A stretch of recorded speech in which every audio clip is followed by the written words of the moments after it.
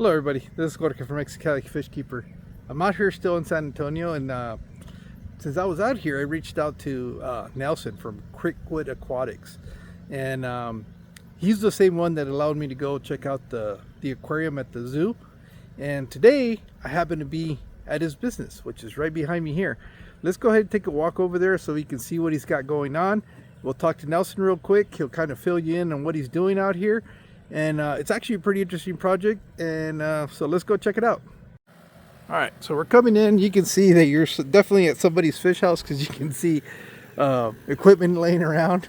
That's a telltale sign you're in the right place. But this is his little business. What he was saying is that there Hi, he is. Nice to see you. Hey, how you doing, Nelson? Doing great. Thanks for letting me come on over and check out your little project you got going on in here. No problem. Well, welcome to Creekwood Aquatics. I'm Nelson, the friendly neighborhood aquaculturalist, and this is my fish room. Yeah, so Nelson has got this little operation going out of here. For those of you that are not aware, Nelson is really involved in the community.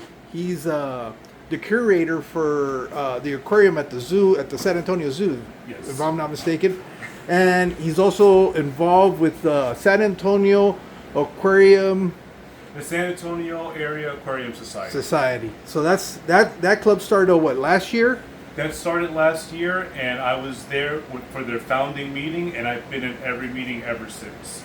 Okay. And well, I'll go on. The idea of the San Antonio Club is to kind of unify the pet stores, the aquarists, the breeders, kind of bring them all into one room so they can all kind of talk and kind of help grow this hobby from there. Yeah, and last night's live stream, I was talking about that one of the things that I've found really interesting about doing some of the tours of the store, because when I first came out here, I did the water garden gym. Yes. And then yesterday, I was able to go do Lone Star Aquariums. Yes. And one of the interesting things that I found out is that precisely what you were talking about is building that network between the different stores, which I keep telling them that I think it's great because now as a business, you can kind of almost specialize in a certain area of the hobby, because if you don't have what people are looking, you know where you can send them to be able to find what they're looking for, and vice versa. Those same companies can return the favor and say, oh yeah, you're looking for this type of fish, we know the business that's doing that,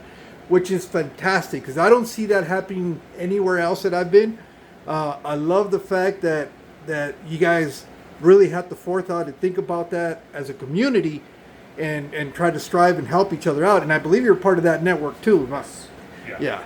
So and I was telling them too, what's interesting is the way you guys have kind of have happened to be spread out. It's almost like the city. What I tell them is interesting about Texas cities. You guys are built like in a radius, and if you look on the map, it's kind of like looking at a bullseye target. Yeah. Because you got the outer perimeter, the inner, and then the center, and because of the way your guys' highways are located. But also you can take that, cross-cut it, and you have quadrants. And it seems so far that all you guys that are in the network are trying to cover one of these quadrants. It just kind of, I don't know if that was done intentionally or it just kind of worked out that way, but it's something that I really found interesting. And I love the fact that you guys are willing to pick up the phone, contact your fellow business person and say, hey, you know what, I got somebody that's looking for this. Do you have it? Yes. So, but we're here to talk about you today. I know you got your business here. I know you have fish, but this is not what started the business. No, what started my business with my live food cultures, and I have them over here. So, my journey started one day on Facebook, and someone posted an ad for giant betas. And I always heard about them, but I've never seen them in person. So I emailed this guy, and I was like, this is kind of sketchy. He's like, yeah, come to my house. And I drove out in the middle of the night, and I pull up to this guy's driveway, and it's super dark, and I was like, this is the worst idea I ever had. But I talked to the guy, he's super friendly. He sold me a beta, but on the way out, he asked me if I ever seen Daphnia. And I said no, and he showed me these guys. And I've never seen them alive in person. I've always seen them frozen or freeze-dried. I didn't even know this was an option. So we talked, and one of the things that I said was, hey, like, do you think this is something I can do? And he was like, yeah, it's super easy. Once you get the hang of it, it'll just keep going forever. And I was like, all right, let's try it. So we started with the Daphnia magna. It took me about 3 tries to actually figure out what was going on and how to get these to reproduce. And then once we did that, I started producing different types of phytoplankton for marine systems and for freshwater systems. It's something that I was already doing in my career, and I decided, let's bring it into Creekwood.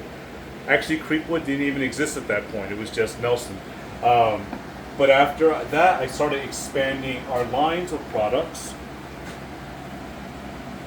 So over here are the Mona. They're Daphnia. They're their smaller cousins. There we go. So I use these when I'm trying to feed baby betas or any of the small fry that I'm trying to feed. They're really small, really protein-packed, nutritious snack for the fish, and they really enjoy them. And then, yeah, we just kept growing. We kept adding. Here's some rotifers. Let's see if I can go off to the side. Yeah, we have rotifers. We have copepods. There's some copepods in here. I think this one's a better concentrated bottle. Yeah, there we go. Mm-hmm. So yeah, we just continue to do this. One of the biggest steps that I took was, and I was so scared, I was so nervous, but I packed up a bunch of Daphnia and I went to one of the local stores, and I was like, "Hi, I'm Nelson. Would you be interested in the Daphnia?" And they were like, "We don't know."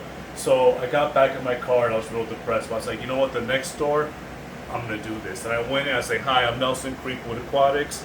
These are my Daphnia. Would you like to carry them?" And they were like, "Absolutely." So once I got into one store, I went my way around town. I started introducing myself with more confidence. I was like, "These are my products. This is why you need to have them." And then they started carrying them each of these stores. So that helped bring the brand Creekwood Aquatics into the community.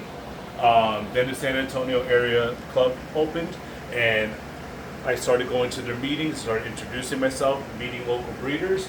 And it got to the point where in June, I decided it's time to do the fish room. So this room wasn't even put together back then. It was a mad rush.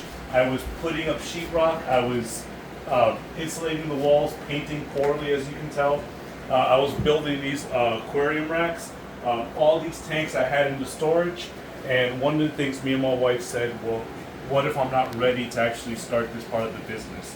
And I said, if I don't do it now, I might miss that opportunity. So again, we pulled all these tanks out of storage, cleaned them up, set them up. I ordered the sponge filters, the lighting. I started working with a lot of local breeders to bring some fish into here. We opened up June 22nd, I believe. And every week I've had people come here, they visit, they buy stuff, and they tell me it is an experience. I mean, it's a small little shed, but I make sure that I take the time to talk with the people, learn their aquariums, learn what they're looking for, and I try to pair them with the perfect fish for them. Well, besides obviously this being your bread and butter, the live foods, what would you say is one of your top sellers here in the fish room? The top sellers are going to be my discus over here. These guys we get from a local farm, and they do a really good job raising these guys. They're fantastic. They're acclimated to our water here in Texas, and they're just fantastic. They're just a fantastic fish, and every time I pick some up, I'm like, should I buy one for myself? But right now I'm trying to serve the community, so I'm trying to save all these guys for them, and eventually I'll get my dream discus. Well, here, one of the things that I really find interesting, especially if you're going to get into discus fish, the best thing you can do is find somebody that's selling them in your water. Yes. That is going to help you have a lot more success than trying to bring them in from somewhere else. And I keep hearing that as a recommendation for anybody that's trying to get into discus, is to try to buy locally sourced discus. It's always the best. I know a lot of people go into that thing where they're trying to chase water parameters. So they're trying to chase low pH, they're trying to do this, they're trying to do it by adding chemicals, pH down, or RO systems. But these guys, it's simple as running the water through a carbon block, adding the chlorinator, and they're absolutely fine. And again, for some shy fish, what I tend to do is I take my Daphnia magna, because it's something that the fish are never going to say no to. and I just pour a little bit of that into the water. And once they see it, they're on it. Yep, there you go. They're really picking at it. So you got the discus. Is there something like you could say that you're kind of trying to focus on when it comes to selling in here, or based off of your experience, you're sourcing fish that you know sell pretty good? What's your philosophy behind the fish that you're keeping? The idea is I want this to be a welcoming experience, so we are going to carry some more advanced, high-end fish, but I'm also going to carry stuff like the black square tetras. I'm going to carry assorted guppies. We're going to have some of the gold dust mollies in here, because I don't want it to be an intimidating experience. I want people of all skill levels to be able to come here and find something that they're looking for. And again, we're in Floresville. We're about a town of about 3,000 people. So I do want to create a spot where you can come in and buy some entry-level fish. You can learn the hobby, you can expand your aquariums, and then you can slowly build up your collection with us. And that's how we all start. I started off with some neon tetra when I was 6 years old, and then this hobby just kind of grew. My pride is always going to be African cichlids. I'm always going to have a soft spot for them. I do love them. These guys are just here to help me cycle this aquarium, but I am planning on splitting this tank off and doing some high-end tank and Ethan stuff on this side, and then some more Mabunas and peacocks over here. But yeah, there's a lot of cool stuff if you know where to look. Now, before we get a little bit going on this, where can people reach out to you if they're interested in buying any of your products, whether it's the live food or the fish? How do they reach you? How do they reach out to you? You can always go to our website, creekwoodaquatics.com. Okay, and I'll make sure to link that at the bottom of the description. And you can also go to our Facebook page, and our Facebook page will link you also to our website. And our website will also link you back to the Facebook. It'll link you to Instagram and TikTok. And I try to post weekly videos of what's going on in here, what's new, what are my plans for the future. And eventually I want to start doing guest interactions, because I want people to see how we bring people in, how we talk to them, how we sell them, bag them their fish, and then we send them on their way. Because this is all just a very cool experience. Now, you said you have uploads of videos. You have also a YouTube channel? Oh yeah, we have the YouTube channel too. Under what name? It's under Creekwood.aquatics. And we also have a podcast that we're going to pick back up probably in August. It's called Aquarius Assembled. And if there's anyone who wants to be on the podcast, they can always reach out to me. We can schedule it. But the idea of the show is to see the different Aquarius experience from the perspective of other people. So sometimes I'll have more advanced Aquarius, sometimes I'll have beginner Aquarius, but I just want to tell those stories because they're really interesting. All right. So going back to what you have here in livestock, then you were telling me you're carrying a little bit of live bears. You obviously have some tetras. You have some plecos, so yes. Some of the smaller plecos in here. Different types of variations on them. Do you have an inventory list that you keep on your website? Or? Yes, the website has an inventory list. We also have an eBay page that has the inventory list. And the cool thing is if something sells off of eBay, it'll automatically knock it off of the website. So it won't allow people to do double orders or order fish that don't exist. And also when I sell things in person, as soon as I walk the person to the gate, I go back and update that inventory so I don't run into those low inventory issues either. Okay. So you do have an eBay store?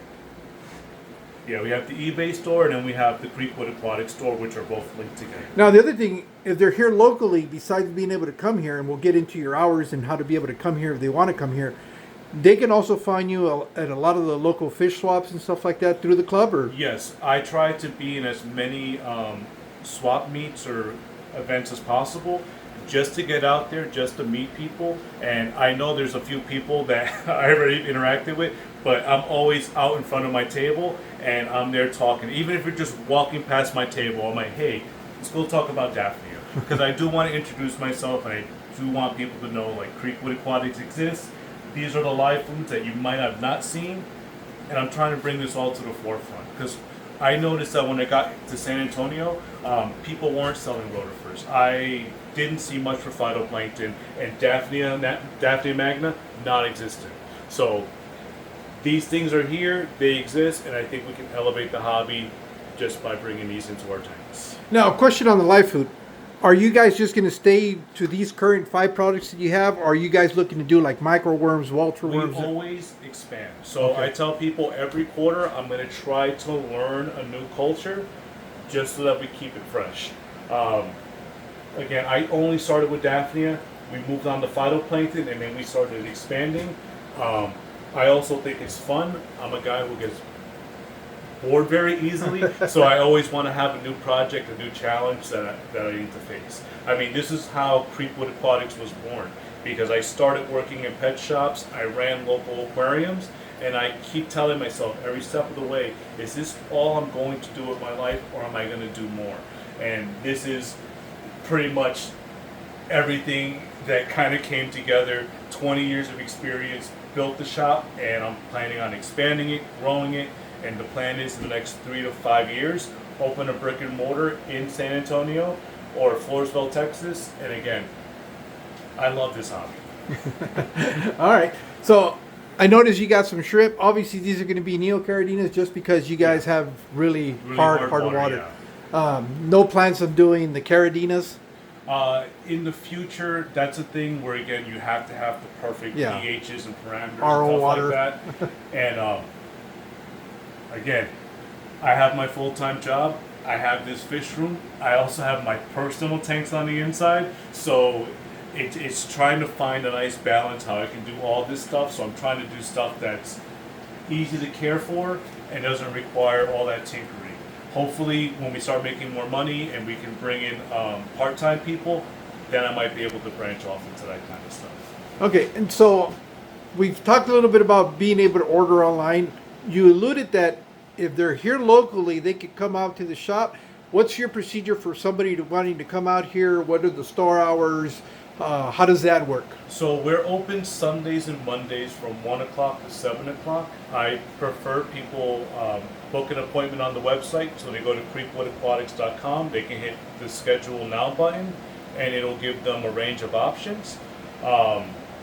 You can also call the Google Voice line on the website, or you can message me on Facebook or any of my social medias. I usually respond to people within the hour, but I like to know when they're coming here so I can so I can be ready. I can have my supplies ready, and I can make sure that I can spend the right amount of time with you. So I don't make people feel like I'm selling you fish and I'm rushing you out the door. I want to be able to talk to you. I want to gain a one-on-one, conversation. And I just want to get to know you and your aquariums. More of a personal service. Yes. All right. Well, I really do want to thank you so much for allowing me to come out here and check out your fish room. I know I've seen it on some of the videos. I was one of the things that I said, man, I thought it was a lot bigger because when you capture it in camera, it looks like it's a lot bigger place. I'm surprised how much you're doing out of this small place. But like you said, the idea is to be able to grow. This is a good starting point for you, and hopefully we continue to see you, and before we know it, you might be the next aquarium call. Maybe that's the plan. All right. Well, I'm going to go ahead. I'm going to walk around and I'll film some of the tanks, just so that you guys can get an idea. Obviously, the best place to be able to see and be up to date on what's going on in here is going to be through the website. But just so that you guys can get a feel for the quality of the fish that are in here, and just to have a little bit of a B-roll for this video. So with that being said, let me go ahead and show you guys a little bit of what he's got going on, and we'll get out of Nelson's hair because I know he's kind of busy and he's tired because he just got off of work. So let's go ahead and do that. Okay, up here what we have is the discus that he was talking about. Again, one of the big selling points for these guys are here locally bred, and so they're already adapted to the water that's out here in the San Antonio area. Really, to be able to have success with these discus, that's one of the best things you can do is make sure that they're sourced from the same water you're going to keep them in. Over here, it looks like we have some Texas cichlids, or are these jewel cichlids? There's a mixture of Texas. There's some baby jewels, and then we have the the dwarf, Synodontis. We have the Synodontis petricola. Now, how big do these the Synodontis get? I've seen them around 3-4 inches. Okay, so these are the guys smaller ones. Yeah, they're going to stay smaller. Here we have some jewel cichlids. Yeah, these are the turquoise jewels. When I got them, they were very pale. So we've been feeding them a ton of Daphne, a bunch of color enhancing food. 'Cause I'm trying to help pop that color out of them. All right. And those are out of West Africa, right? Yes. Okay. And over here we have a little mixture of different barbs. Are these also locally sourced, or? So these were my personal fish. I call this the tank of misfit fish. Before I opened the fish room, I was doing a lot of fish breeding, but after the fish room opened, I had to downsize my breeding project. So these are all the projects that I was going to work on that are now available to the public. All right. Over here we have some plants. These are some of the plants you got available for some of them. You can see one of those super red plecos in the back over there doing its work. We have some guppies in here. Up here is where we have the rack of all the shrimp. What colors are you keeping currently? So there's orange, blue, yellow, and orange lilies. Okay. These are some of my breeding tanks right here, so I try not to put my hands in there and trying to stir them up too much. And the guppy grass kind of goes out of control. But yeah, there's hundreds of blue shrimp in here. There's about 40 yellows in here. I haven't checked on the lilies recently, but they're in there. Yeah, no, you usually don't see these guys until you start feeding them. They start coming up to the front of the aquarium. So down here, are you also trying to breed your own bettas, or are these sourced here locally, or? It's a mixture of the two. There's some bettas that I bred. A lot of these I got from another local breeder in town, and they're little fantastic little female betas. I know you were talking about these are your own personal Yes. peacock cichlids, right? Yeah, they were just here to help me get this cycled until I start getting the Tanganyikan stuff in and the high-end peacocks. On the Tanganyikan, what are you planning to keep? It's so hard. Like, I love Lulupes. I love Parasiprochromis, Frontosas, obviously. There's just a lot of cool stuff that I want to bring in, and we'll see. Depending on what the customers are asking for, correct? Yeah. I don't want to bring in something too weird that no one's ever seen or too expensive, but there are some nice Tanganyikan stuff. The funniest thing is when people come in, they're like, "Oh, these are Africans," and they come in and look at them, and they're like, "Oh, hybrids." I'm like, "Hey, come on, they're still good."